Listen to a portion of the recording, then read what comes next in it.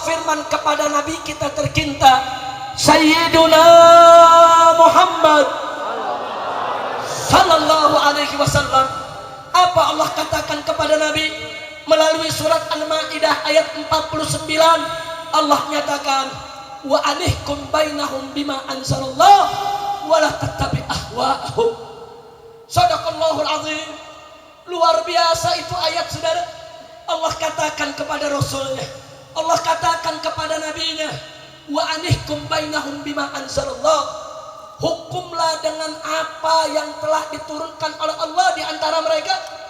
Hei Nabi, hei Rasul, kau hidup di tengah-tengah umat Islam, di tengah-tengah pengikutmu, di tengah-tengah umat manusia.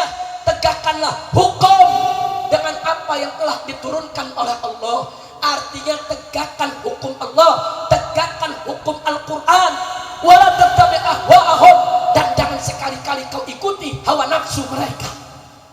Nabi, manusia termulia, manusia teragung, manusia terpercaya, manusia yang paling suci, saudara, diamanatkan oleh Allah, diperintahkan oleh Allah untuk menegakkan hukum Allah, untuk menegakkan hukum Al-Quran, dan dilarang oleh Allah untuk mengikuti hawa nafsu manusia, saudara. Luar biasa. Artinya ini merupakan perintah bagi kita semua.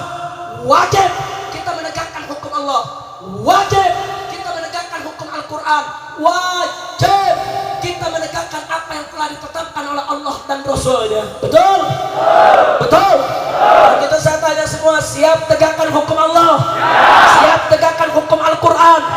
Siap tegakkan hukum Islam? Takbir! Takbir! Berikutnya, saudara, pada surat Al-Maidah ayat 50, saudara, Allah sindir. Siapa yang disindir oleh Allah, ditegur keras, saudara? Orang-orang yang tidak mau menegakkan hukum Allah, orang-orang yang nggak mau menegakkan hukum Al-Quran, orang-orang yang nggak mau menegakkan hukum Islam. Apa kata Allah kepada mereka? Afa hukmal jahiliyah yabghun? Apa mereka menghendaki hukum jahiliyah?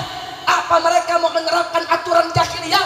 Apa mereka ingin menjalankan daripada kehidupan jahiliyah?